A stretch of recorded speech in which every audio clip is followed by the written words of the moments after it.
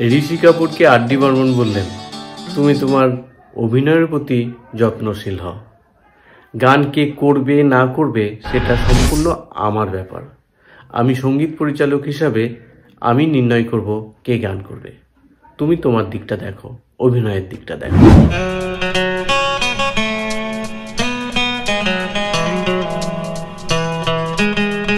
নমস্কার বন্ধুরা, আজকে একটা নতুন ভিডিও আপনাদের জন্য নিয়ে এসেছি। একটা সময় ছিল ঋষি কাপুর ঠিক করে নিয়েছিলেন সিনেমার গায়ক কে হবে না হবে সেটা তিনি নির্ণয় করে দেবেন। যেই সিনেমাটার কথা বলছি সেখানে সঙ্গীত পরিচালক ছিলেন আর.ডি. বর্মন। আর.ডি. বর্মন বলেন, তুমি অভিনয় করতে এসেছো, তাই অভিনয়ের দিকটা তুমি দেখো, সঙ্গীতের ব্যাপারটা আমার উপর ছেড়ে দাও। আমি কি করব না করব, কাকে নিয়ে গান করাবো সেটা সম্পূর্ণ আমার ব্যাপার। কোন গায়ককে নিয়ে সমস্যা হয়েছিল আর কোন গায়ককে গাওয়াতে চেয়েছিলেন ঋষি কাপুর সেটাই জানাবো আজকের ভিডিওতে। তাই বলবো প্রথম থেকে শেষ পর্যন্ত কিন্তু ভিডিওটা দেখলে অবশ্যই মজা পাবেন। তো চলুন শুরু করি আজকের ঘটনাটা। ঋষি কাপুরের বাবা রাজ কাপুর, এনার হাত ধরেই তিনি ফিল্ম ইন্ডাস্ট্রিতে এসেছিলেন।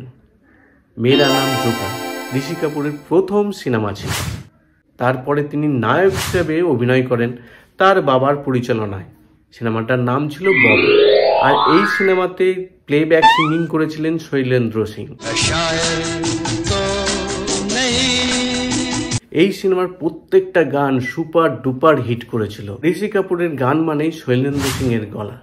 ঋষি কাপুর যে সিনেমাতে অভিনয় করেন তিনি চাইছিলেন শৈলেন্দ্র সিং তার হয়ে যেন প্লেব্যাক সিঙ্গিং করেন। 1974 সালের একটা সিনেমার কথা বলবো, যেই সিনেমাতে নিতু সিং, ঋষি কাপুর, মৌসুমী চ্যাটার্জি প্রাণ অভিনয় করেছিলেন। সিনেমাটার নাম ছিল জাহির-ই ইনসান। এই সিনেমার সঙ্গীত পরিচালক ছিলেন আর.ডি. বর্মন। আর.ডি. বর্মনকে ঋষি কাপুর অনুরোধ করেন তার গানের প্লেব্যাকগুলো যেন শৈলেন্দ্র সিংই গান করে, কিন্তু আর.ডি. বর্মন তিনি ঠিক করে রেখেছিলেন অন্যজনা।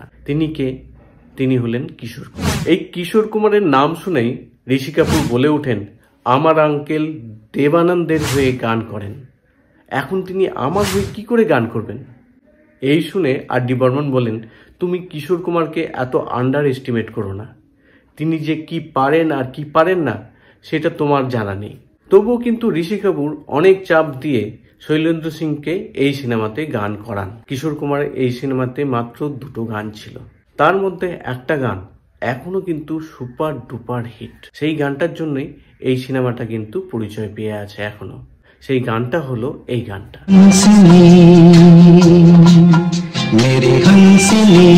একটা সাক্ষাৎকারে ঋষি কাপুর বলেছিলেন, আমি ভুল ডিসিশন নিয়েছিলাম, আমি ভুল কথা বলেছিলাম।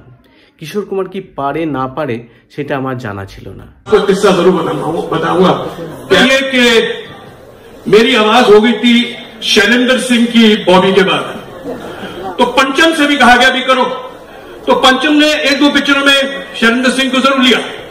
लेकिन हुआ ये कि पंचम ने बोला कि आज ये लड़का आ रहा है स्तबल लक्ष्मीकांत बेगरेल का, और मेरी पहली पिक्चर है इसके साथ, तो मुझे भी एक गाना ऐसा देना इसे जो याद रहे। अच्छा, ये इंसिडेंट मुझे पंचम ने खुद बताया था।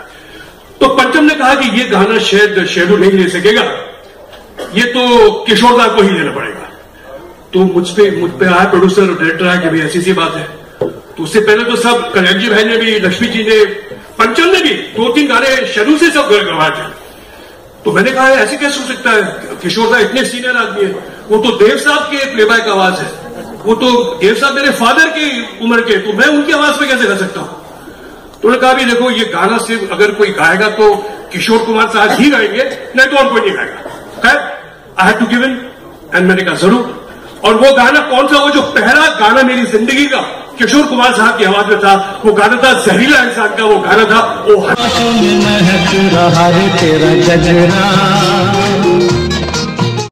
পরবর্তী অনেক সিনেমাতে ঋষি কাপুরের হয়ে গান করেছেন কিশোর কুমার। জীবন কে দিন ছোটে সহি हम भी।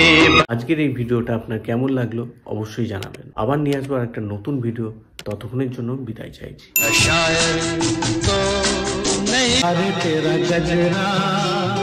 জীবন কে দিন ছোটে